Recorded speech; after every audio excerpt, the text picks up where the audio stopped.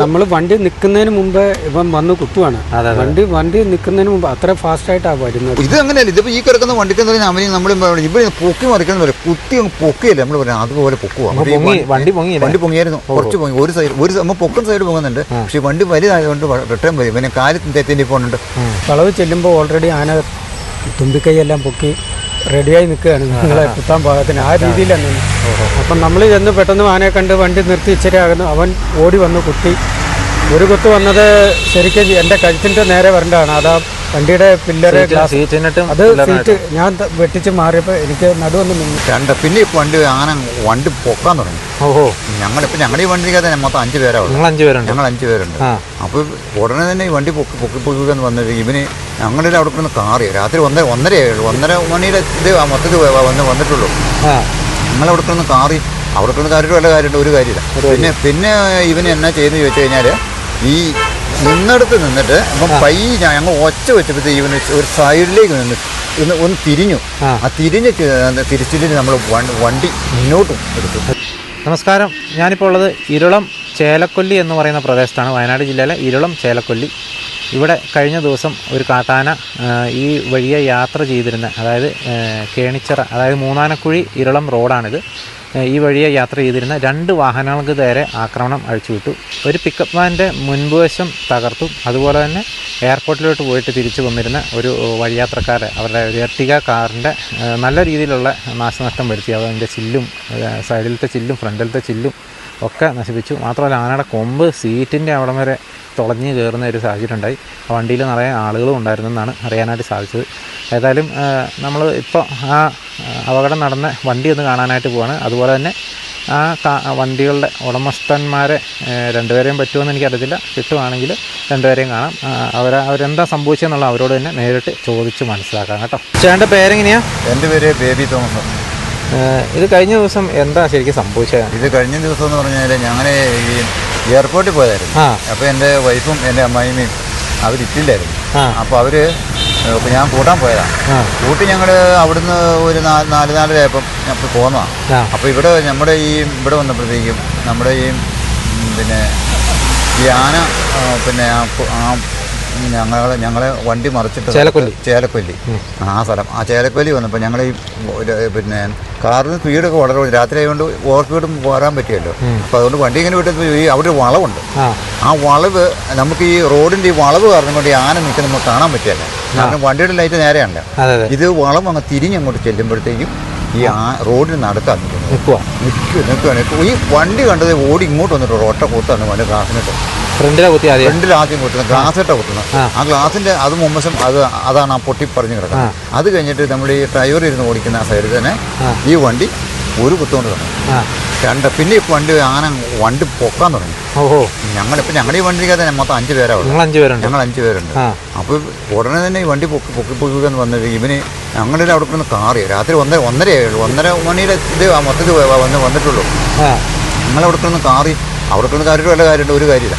പിന്നെ ഇവന് എന്നാ ചെയ്യുന്നത് ചോദിച്ചു കഴിഞ്ഞാൽ ഈ നിന്നിടത്ത് നിന്നിട്ട് ഞങ്ങൾ ഒച്ച വെച്ചപ്പോഴത്തേക്ക് ഇവന് ഒരു സൈഡിലേക്ക് ഒന്ന് തിരിഞ്ഞു. ആ തിരിച്ചിട്ട് നമ്മൾ വണ്ടി മുന്നോട്ടും എടുത്തു. വണ്ടി ഓഫായി പോയില്ലായിരുന്നു. വണ്ടി ഓഫായില്ലായിരുന്നു. വണ്ടി ഓഫായിട്ടുണ്ടെങ്കിൽ ഒരു സെക്കൻഡിലും പിടിക്കുകയല്ലേ വണ്ടി ഒന്ന് മൊത്തം കയറി വരണമെങ്കിൽ. ഇത് വന്നില്ലായിരുന്നു. ഇവനും വണ്ടി പൊക്കുന്നുണ്ടെങ്കിലും പിന്നെ വണ്ടി ഓഫായില്ല. അത് തന്നെയല്ല ഈ ഒരു കാരണവശാലും നമുക്ക് ആദ്യം വണ്ടി എടുക്കാൻ പറ്റില്ല. കാരണം ഇപ്പം റോഡിൻ്റെ ഫ്രണ്ടിലാണ് നിൽക്കുന്നത്, വണ്ടി മുന്നോട്ട് എടുക്കത്തില്ല. അങ്ങനെയാണ് ഞങ്ങൾക്ക് ഒരു സൈഡിലേക്ക് മാറിയിട്ട് പയ്യെ ഒന്ന് ഈ മങ്ങേ സൈഡിൽ കുത്താൻ വേണ്ടി തിരിയുന്നതാണ്. ആ തിരികെ ഈ വണ്ടി എടുത്ത് പോയതുകൊണ്ടാണ് ഞങ്ങൾ കിട്ടിയത്. അത് ശകലം കഴിഞ്ഞ് അവിടുന്ന് ഒരു 300-400 മീറ്റർ അങ്ങനെ ചെന്ന് കഴിയുമ്പോഴത്തേക്കും 4.5 കിലോമീറ്റർ ഞങ്ങളുടെ മുന്നിൽ ഒരു പിക്കപ്പ് പോകാൻ പോകുന്നുണ്ട്. അപ്പോൾ ഞാൻ അന്നേരം ഓർത്തു, അയ്യോ ഇപ്പോൾ ആണല്ലോ ഈ വണ്ടി കടന്നു പോയതാണ്. എന്നിട്ട് ആ ഈ വണ്ടിയുടെ മറുസൈഡ് ഞങ്ങളുടെ വണ്ടി കയറിപ്പോയി. എന്നിട്ട് കുറച്ച് ആൾക്കാരൊക്കെ ഉള്ള സ്ഥലത്ത് കൊണ്ട് ഞങ്ങൾ ഈ വണ്ടി ഒന്ന് നിർത്തി. ഞങ്ങളുടെ വണ്ടി നിർത്തി കഴിഞ്ഞിട്ട് ഈ വണ്ടി അവിടെ കയറി വന്നു. ഈ വണ്ടി അന്നേരം അവർ പറഞ്ഞു അവരുടെ വണ്ടിക്കിട്ട് ഈ വണ്ടി കുത്തിന്ന് ഈ ആനയുടെ കുത്തു മേടിച്ചിട്ടാണ് ഈ വണ്ടിക്ക് വലിയ അതിൻ്റെ ഈ റേഡിയേഷനൊക്കെ പൊട്ടിപ്പോയി. റേഡിയേറ്റർ അതുകൊണ്ട് അവർ അങ്ങനെ വന്ന് പിന്നെ ഞങ്ങൾ അത് ആദ്യം അവരുടെ വണ്ടിക്കടെ കുത്തിയത്. അവൻ കുത്തിയിട്ട് അവൻ്റെ കലിപ്പിൽ അവിടെ നിന്നോ. അതെന്നേരം ഞങ്ങൾ വരുന്നത്. പക്ഷേ ഈ വളവ് കാരണം കൊണ്ടാണ് നമുക്ക് കാണാൻ പറ്റാതെ. വലിയ ആനയാ? ഒത്തിരി വലുതില്ല, പക്ഷെ അതിന് കൊമ്പുണ്ട് ഒരുമാതിരി നല്ല. ഇത് അങ്ങനെയല്ല, ഇതിപ്പോൾ ഈ കിടക്കുന്ന വണ്ടിക്ക് എന്ന് പറഞ്ഞാൽ അവന് നമ്മൾ ഇവർ പൊക്കി മറിക്കുന്ന പറയും, കുത്തി പൊക്കിയല്ലേ നമ്മൾ പറയാം, അതുപോലെ പൊക്കുവാ. വണ്ടി പൊങ്ങിയായിരുന്നു, കുറച്ച് പൊങ്ങി. ഒരു സൈഡ് നമ്മൾ പൊക്കുന്ന സൈഡ് പൊങ്ങുന്നുണ്ട്, പക്ഷേ വണ്ടി വലുതായതുകൊണ്ട് പെട്ടെന്ന് വരും. പിന്നെ കാലിൽ തെറ്റിൻ്റെ പോകുന്നുണ്ട്, അപ്പോൾ അതുകൊണ്ട് താഴോട്ട് ഇരിക്കുക. ഇപ്പോൾ ഈ ഞങ്ങളൊക്കെ തട്ട് കൊന്നു കളഞ്ഞാനായിരുന്നു. പക്ഷേ എന്നാന്ന് ചോദിച്ചു കഴിഞ്ഞാൽ ഇതിന് കിട്ടിയ രക്ഷ എന്നാന്ന് ചോദിച്ചു കഴിഞ്ഞാൽ അന്നേരം വണ്ടി അങ്ങോട്ട് മുന്നോട്ട് എടുത്തുകൊണ്ടാണ്. അല്ലെ വണ്ടി മറിക്കുകയും ചെയ്യും, താഴേക്ക് ഒരു ചെരുവ് അങ്ങോട്ട് കിടക്കുന്നത്, വണ്ടി അങ്ങോട്ട് മറിയും. കാപ്പിത്തോട്ടത്തിന് അങ്ങോട്ട് അമ്പലത്തിന്റെ ആ സൈഡിലായി ആണല്ലോ വരുന്നത്, അങ്ങോട്ട് മറിയും. അതാണ്. പിന്നെ അത് കഴിഞ്ഞ് ഞങ്ങൾ പിന്നെ നേരെ എപ്പോഴും പോയിക്കൊണ്ടിരിക്കും. നമ്മൾ പുൽപ്പള്ളിയിൽ നിന്ന് മീനങ്ങാടിക്ക് ഇല്ലില്ല, ആദ്യമായിട്ടാണ്.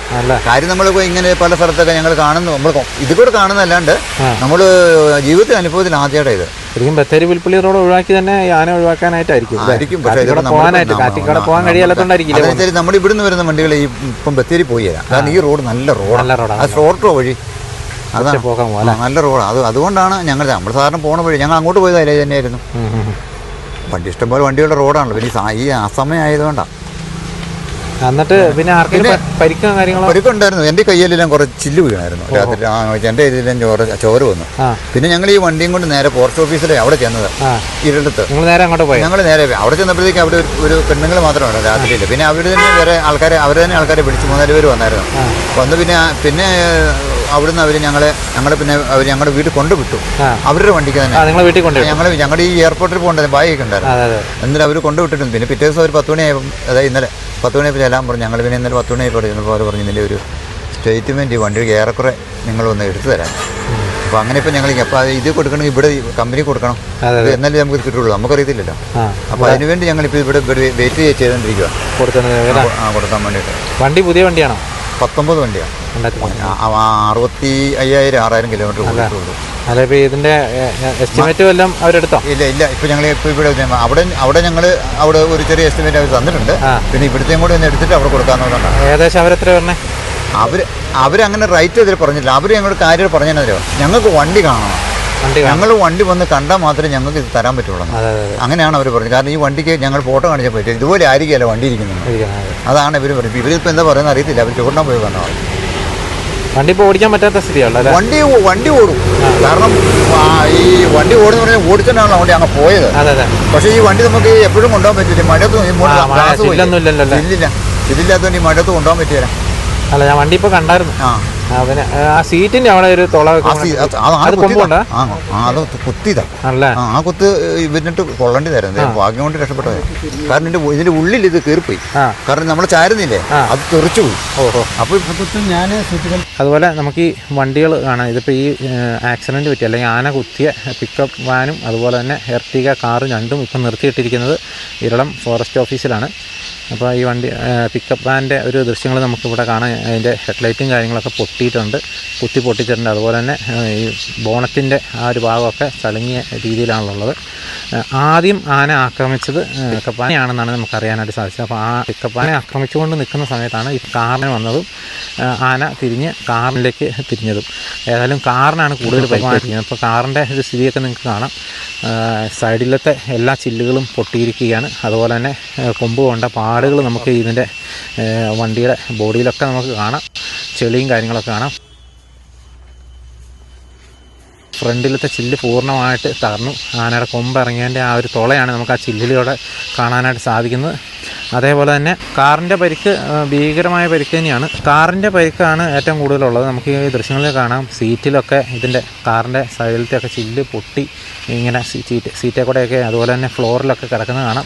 അതുപോലെ തന്നെ ഫ്രണ്ടിലത്തെ ചില്ലൊക്കെ പൊട്ടി ഡാഷ്ബോർഡിൽ കിടക്കുന്ന ഒരു രംഗം നമുക്കിപ്പോൾ കാണാം. അതുമാത്രമല്ല, ആനയുടെ കൊമ്പ് ഈ സൈഡിലെ ബോഡിയിലൊക്കെ കുത്തി തുളഞ്ഞൊരു പാടൊക്കെ നമുക്ക് കാണാം. അതിൽ ഇപ്പോൾ നമ്മൾ കണ്ടതിൽ ഏറ്റവും ഭീകരമായൊരു അവസ്ഥ എന്താണെന്ന് വെച്ച് കഴിഞ്ഞാൽ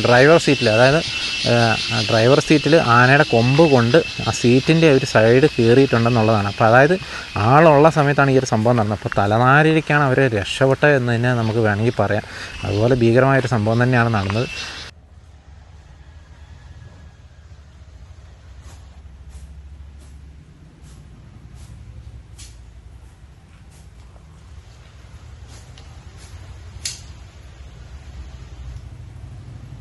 ഓടിച്ചോ? ചേട്ടൻ്റെ പേരെങ്ങനെയാ? എൻ്റെ പേര് ഷിജോ.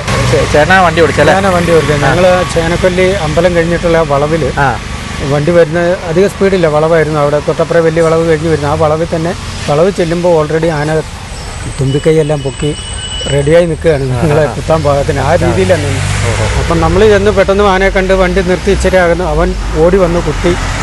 ഒരു കുത്ത് വന്നത് ശരിക്കും എൻ്റെ കഴുത്തിൻ്റെ നേരെ വരേണ്ടതാണ്. അതാ വണ്ടിയുടെ പില്ലറ് അത് സീറ്റ് ഞാൻ വെട്ടിച്ച് മാറിയപ്പോൾ എനിക്ക് നടുവൊന്ന് നിന്നു. അപ്പോൾ മാറിയതുകൊണ്ട് ആ സീറ്റിൻ്റെ ഹെഡ് റെസ്റ്റ് അടക്കം കുത്തി തുളച്ച് കളഞ്ഞത്. അതങ്ങനെയാണ്, കൊമ്പ് കൊണ്ടതാണ് അല്ലേ. പിന്നെ നമ്മുടെ കൂടെ ചേട്ടൻ്റെ ചേച്ചിക്ക് ഓരത്തിനും കൈയുടെ പത്തിക്കൊക്കെ ഹോസ്പിറ്റലിൽ കൊണ്ടുപോയി ഫോറസ്റ്റുകാർ. അങ്ങനെ കുഴപ്പമില്ല, ഡോക്ടർ പറഞ്ഞു ഭാഗ്യം കൊണ്ട് ഭാഗ്യം കൊണ്ട്. സീറ്റ് ഞാൻ കണ്ടു, സീറ്റ് തുളഞ്ഞ മേത്ത് കൊണ്ടല്ലേ. ആദ്യത്തെ കുത്താൻ ഫ്രണ്ടിനാണ്. അതെ അതെ, ആ ഗ്ലാസ്സായിട്ടാണ് കുത്തങ്ങ വരുന്നത് ആദ്യം. അത് നമ്മൾ വണ്ടി നിൽക്കുന്നതിന് മുമ്പ് ഇവൻ വന്ന് കുത്തുവാണ്.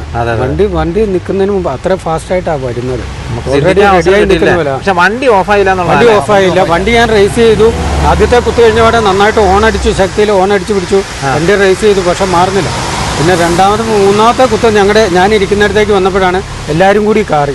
ആ കാർച്ചയിൽ ഇവനൊന്ന് പതറിയിട്ടാണ് വണ്ടി നിലത്തേക്ക് ഇടുന്നത്. ആ ഇടലിന് വണ്ടി എടുത്തു പോയില്ല. വണ്ടി നിലത്ത് വണ്ടിയുടെ കാല് കൊടുത്തു. നമുക്ക് കടക്കാൻ പറ്റും. അപ്പോഴത്തേനും ഒന്ന് തിരിഞ്ഞു ആന. അതുകൊണ്ടാണ് വണ്ടി എടുക്കാൻ പറ്റും. ആന ഒന്ന് തിരിഞ്ഞത് കൊണ്ടാണ് കിടന്ന് ഒച്ച എടുത്തോണ്ടാണ് ഇവൻ ഇങ്ങനെ തിരിയുന്നത്. അങ്ങനെ അതൊരു ഭയങ്കര രക്ഷപ്പെടലായിപ്പോയി. ദൈവാനുഗ്രഹം കൊണ്ട് രക്ഷപ്പെട്ടെന്ന് തന്നെ പറയാം. എടുക്കാൻ പറ്റണമെന്നില്ല, വണ്ടി എടുക്കാൻ പറ്റണമെന്നില്ല, പേടിച്ചതിന് ഫോറസ്റ്റുകാർ തന്നെ പറഞ്ഞു നമ്മളോട്. ഭയങ്കര ധൈര്യം കൊണ്ടാണ്. ഓഫായി പോയി കഴിഞ്ഞാൽ തീർന്നില്ല. ഓഫായില്ല. പിന്നെ ഇനിയിപ്പോൾ അഥവാ ഇവിടെ ഒരാൾ പറഞ്ഞു എൻ്റെ എയർ ബാഗ് ഒരെണ്ണം പൊട്ടിപ്പോയാൽ മതി. ഫ്രണ്ടിനാണെങ്കിൽ ചിലപ്പോൾ പൊട്ടുമെന്ന് പറഞ്ഞു. പക്ഷെ ഇത് പൊട്ടിയില്ല. എയർബാഗിനൊന്നും കംപ്ലൈന്റ് ബോണറ്റിനൊന്നും പറ്റിയില്ല. ബോണറ്റ് ചെറിയ കുത്തിയും ചെയ്തു. ഗ്ലാസ് തകർത്താണ് കയറിയത്. അതെ അതെ. ശരിക്കും ചേട്ടൻ്റെ സ്ഥലം എവിടെയാ? എൻ്റെ സ്ഥലം മുള്ളംകൊല്ലി ഇരിപ്പൂട് അല്ലേ? എൻ്റെ വീട്ടുപേര് പുതിയാവൂരിലാണ്. ഓക്കെ. ഇതാണ് കഴിഞ്ഞ ദിവസം ഇവിടെ സംഭവിച്ച ഒരു കാര്യം. വളരെ ഭീകരമായൊരവസ്ഥ തന്നെയാണ്. അവർ വിവരിക്കുന്ന കാര്യങ്ങളൊക്കെ നമ്മൾ കേട്ടു. ഇതുപോലെ തന്നെ മൂന്നാനക്കുഴി എന്ന് പറയുന്ന സ്ഥലത്തുനിന്ന് ഇരുളത്തേക്ക് പോകുന്ന ഒരു റോഡാണിത്. അപ്പോൾ ഞാനിപ്പോൾ നിൽക്കുന്ന ആ റോഡിൽ തന്നെയാണ്. അതിൻ്റെ ഇടയിൽ കുറച്ച് ഒരു പ്രദേശം, കാടിൻ്റെ ഒരു പ്രദേശമുണ്ട്. അവിടെ തന്നെയാണ് ആർട്ടിഫിഷ്യൽ ഇൻ്റലിജൻസ് ഉപയോഗിച്ചിട്ടുള്ള AI ഉപയോഗിച്ചിട്ടുള്ള ഫെൻസിങ്ങും കാര്യങ്ങളൊക്കെ വെച്ച ഒരു വാർത്തയൊക്കെ നമ്മൾ കഴിഞ്ഞ ദിവസങ്ങളിൽ കണ്ടാണ്. അതിൻ്റെയൊക്കെ അടുത്തായിട്ടുള്ള ഒരു സ്ഥലത്താണ് ഈ ഒരു സംഭവം നടന്നത്. ഈ ഒരു വഴിക്ക് നിരന്തരമായിട്ട് ഈ ഒരു ഒറ്റയാൻ്റെ ശല്യം ഉണ്ട് എന്ന് തന്നെയാണ് ഇതിലെ യാത്ര ചെയ്യുന്ന ആളുകളൊക്കെ പറയുന്നത്. അതുപോലെ ഈ രാത്രിക്കൊക്കെ ഈ വഴിക്കൊക്കെ യാത്ര ചെയ്യുന്ന ആളുകൾ ശ്രദ്ധിക്കുക. പലരും ബത്തേരി പുൽപ്പള്ളി റോഡ് ഒഴിവാക്കി, ഫോറസ്റ്റ് ഒഴിവാക്കിയാണ് ഈ ഒരു വഴിക്ക് വരുന്നത്. ഇവിടെയും ചെറിയൊരു സ്ഥലത്ത് കാടുണ്ട്, പക്ഷേ അവിടെ നിരന്തരമായിട്ട് ഒറ്റയാൻ്റെ ഒരു ശല്യം ഉണ്ടെന്നാണ് നമ്മൾ അറിയാനായിട്ട് സാധിച്ചത്. ഏതായാലും ഈ ഒരു പ്രദേശത്താണ് ഈ കഴിഞ്ഞ ദിവസം ഈ ഒരു സംഭവം നടന്നത്. വളരെ ഭീകരമായൊരു സംഭവം തന്നെയായിപ്പോയി. ഏതായാലും നമ്മളേതായാലും അവരോട് സംസാരിച്ചു, എന്താണ് സംഭവിച്ചതെന്നുള്ളത് അവരോട് തന്നെ കാര്യങ്ങളൊക്കെ ചോദിച്ച് വ്യക്തമാക്കി. അപ്പോൾ ഏതായാലും ഇതാണ് കഴിഞ്ഞ ദിവസം ഇവിടെ സംഭവിച്ചത് കേട്ടോ. അപ്പോൾ ഇതുപോലെ മൂന്നാനക്കുഴി എന്ന് പറയുന്ന സ്ഥലത്തുനിന്ന് ഇരുളത്തേക്ക് ഈ ഒരു റോട്ടിൽ കൂടെ യാത്ര ചെയ്യുന്ന ആളുകളൊക്കെ ഒന്ന് ശ്രദ്ധിക്കുക. രാത്രി സമയങ്ങളിൽ യാത്ര ചെയ്യുന്നവർ, പ്രത്യേകിച്ച് ഒരു 7 മണി കഴിഞ്ഞ് കഴിഞ്ഞാൽ എപ്പോൾ വേണമെങ്കിലും ആന വരാൻ സാധ്യതയുള്ളൊരു പ്രദേശം തന്നെയാണ്. തോട്ടം മേഖലയാണ് കൂടുതലും, കുറഞ്ഞൊരു പ്രദേശമേ ഫോറസ്റ്റുള്ളൂ. അത് കഴിഞ്ഞ് കഴിഞ്ഞാൽ കൂടുതലും കാപ്പിത്തോട്ടമൊക്കെയാണ്. പക്ഷേ ആ കാപ്പിത്തോട്ടത്തെ കൂടെയൊക്കെ ആന എപ്പോഴും റോട്ടിലൊക്കെ കാണാനുള്ള സാധ്യത വളരെ കൂടുതലാണെന്നാണ് ഈ വഴിയെ യാത്ര ചെയ്യുന്ന ആളുകളൊക്കെ പറയുന്നത്. ഏതായാലും വയനാടിനെ സംബന്ധിച്ച് വന്യമൃഗ പ്രശ്നം ഒരു പുതുമയുള്ള കാര്യമല്ല. ഓരോ മാസവും 100 കണക്കിന് വിഷയങ്ങളാണ് വന്യമൃഗ പ്രശ്നമായിട്ട് ഇവിടെ നമ്മൾ റിപ്പോർട്ട് ചെയ്യുന്നത്. ഏതായാലും വലിയ ഒരു ബുദ്ധിമുട്ടിൽ തന്നെയാണ് വയനാട്ടിലെ ഉള്ള പല പ്രദേശത്തുള്ള ആളുകളൊക്കെ ഉള്ളത്. ഏതായാലും ഇത്രയൊക്കെയാണ് നമുക്ക് ഈ വീഡിയോയിലൂടെ കാണിക്കുന്നത്. അപ്പോൾ വീണ്ടും മറ്റൊരു ദിവസം മറ്റൊരു എപ്പിസോഡുമായി വീണ്ടും കാണാം. Thank you.